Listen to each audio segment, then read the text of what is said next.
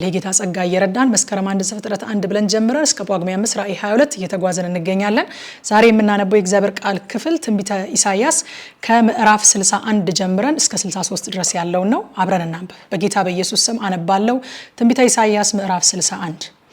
የጌታ የእግዚአብሔር መንፈስ በእኔ ላይ ነው፣ ለድሆች የምስራችን እሰብክ ዘንድ እግዚአብሔር ቀብቶኛልና፣ ልባቸው የተሰበረውን እጠግን ዘንድ፣ ለተማረኩትም ነፃነትን፣ ለታሰሩትም መፈታትን እናገር ዘንድ ልኮኛል።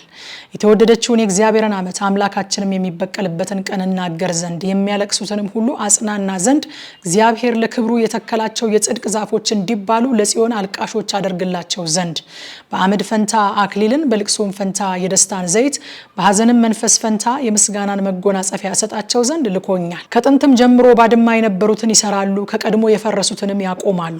ባድማ የነበሩትንና ከብዙ ትውልድ በፊት የፈረሱትን ከተሞች እንደገና ይሰራሉ። መጻተኞችም ቆመው በጎቻቸውን ያሰማራሉ፣ ሌሎች ወገኖችም አራሾችና የወይን ጠባቂዎች ይሆኑላችኋል። እናንተ ግን የእግዚአብሔር ካህናት ትባላላችሁ፣ ሰዎቹም የአምላካችን አገልጋዮች ብለው ይጠሯችኋል። የአሕዛብን ሀብት ትበላላችሁ፣ በክብራቸውም ትመካላችሁ። በእፍረታችሁ ፋንታ 2 እጥፍ ይሆንላችኋል፣ በውርደታችሁም ፋንታ እድል ፈንታችሁ ደስ ይላቸዋል። ስለዚህ በምድራቸው 2 እጥፍ ይገዛሉ፣ የዘላለምም ደስታ ይሆንላቸዋል።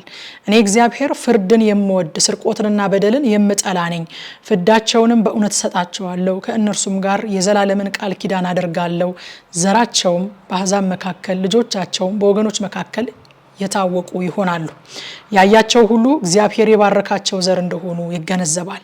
አክሊልን እንደለበሰ ሙሽራ፣ በጌጥ ሽልማቷም እንዳጌጠች ሙሽራ የማዳንን ልብስ አልብሶኛልና፣ የጽድቅንም መጎናጸፊያ ደርቦልኛልና፣ በእግዚአብሔር እጅግ ደስ ይለኛል። ነፍሴም በአምላኬ ሐሴት ታደርጋለች። ምድርም ቡቃያዋን እንደምታወጣ ገነትም ዘሩን እንደሚያበቅል እንዲሁ ጌታ እግዚአብሔር ጽድቅንና ምስጋናን በአሕዛብ ሁሉ ፊት ያበቅላል።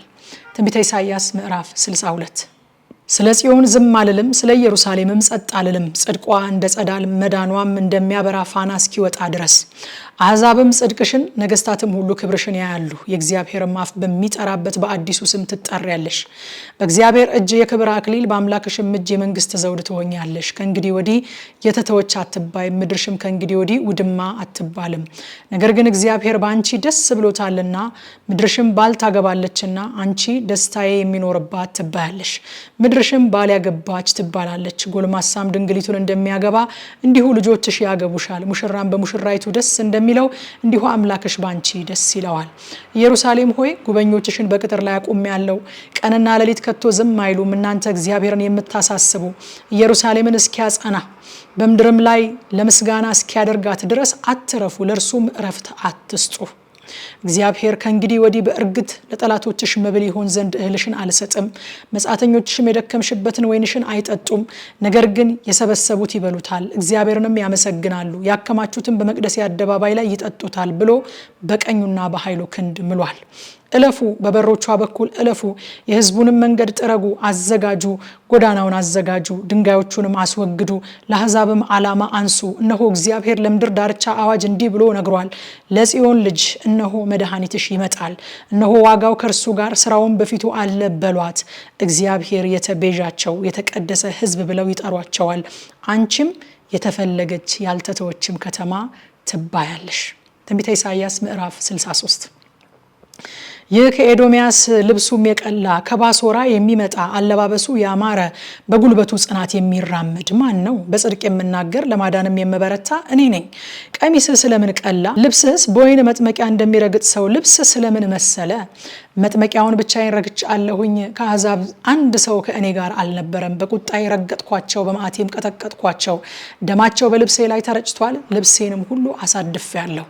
የምበቀልበት ቀን በልቤ ነውና የምቤዥበትም ዓመት ደርሷልና፣ ተመለከትኩ፣ የሚረዳም አልተገኘም፣ የሚያግዝም አልነበረም። ተደነቅኩ፣ ስለዚህ የገዛ ክንዴ መድኃኒት አመጣልኝ። ቁጣዬም እርሱ አገዘኝ። በቁጣዬም አሕዛብን ረገጥኩ፣ በመዓቴም ቀጠቀጥኳቸው፣ ደማቸውንም ወደ ምድር አፈሰስኩት። እግዚአብሔር እንደሰጠን ሁሉ የእግዚአብሔርን ቸርነትና የእግዚአብሔርን ምስጋና እንደ ምሕረቱና እንደ ቸርነቱን ብዛት ለእስራኤል ቤት የሰጠውን ትልቅ በጎነት አሳስባለሁ። እርሱም በእውነት ሕዝቤ ሐሰትን የማያደርጉ ልጆች ናቸው አለ። መድኃኒትም ሆነላቸው፣ በጭንቃቸውም ሁሉ እርሱ ተጨነቀ። የፊቱም መልአክ አዳናቸው፣ በፍቅሩም በርኅራኄውም ተቤዣቸው። በቀደመውም ዘመን ሁሉ አንስቶ ተሸከማቸው። እነርሱ ግን አመፁ፣ ቅዱስ መንፈሱንም አስመረሩ። ስለዚህ ተመልሶ ጠላት ሆናቸው፣ እርሱም ተዋጋቸው። እርሱም እንዲህ ብሎ የቀደመውን ዘመን አሰበ። የበጎቹን እረኛ ከባህሩ ያወጣው ወዴት ነው ያለ? ቅዱስ መንፈሱንም በመካከላቸው ያኖረ ወዴት ነው ያለ? የከበረውንም ክንድ በሙሴ ቀኝ ያስኬደ፣ ለራሱም የዘላለምን ስም ያደርግ ዘንድ ውሃውን በፊታቸው የከፈለ፣ በምድረ በዳም እንደሚያልፍ ፈረስ በቀላይ ውስጥ ያለ እንቅፋት ያሳለፋቸው ወዴት ነው ያለ? ወደ ሸለቆ እንደሚወርዱ ከብቶች እንዲሁ የእግዚአብሔር መንፈስ ወደ እረፍት አመጣቸው። እንዲሁም ለራስህ የከበረ ስም ታደርግ ዘንድ ሕዝብህን መራህ። ከሰማይ ተመልከት፣ ከቅዱስነትህና ከክብርህም ማደሪያ ጎብኝ። ቅንዓትህና ኃይልህስ ወዴት ነው? ለእኔም የሆነው የልብህን አፍቆትና ርኅራኄህ ተከለከለ። አብርሃም ባያውቀን እስራኤልም ባይገነዘበን አንተ አባታችን ነህ። አቤቱ አንተ አባታችን ነህ፣ ስምህም ከዘላለም ታዳጊያችን ነው። አቤቱ ከመንገድህ ለምን አሳትከን? እንዳንፈራህም ልባችንን ለምን አጸናህብን? ስለ ባሪያዎች ስለ ርስትህ ነገዶች ተመለስ። የተቀደሰው ሕዝብህ መቅደስህን ጥቂት ጊዜ ወረሱት፣ ጠላቶቻችንም ረግጠውታል።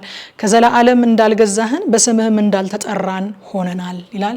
ማታ 3 ሰዓት ላይ እንገናኝ። በኢትዮጵያ ሰዓት አቆጣጠር በቲክቶክ እና በቴሌግራም ገጻችን በቀጥታ ስርጭት የተነበበውን ክፍል በጥልቀት እናጠናለን። ሻሎም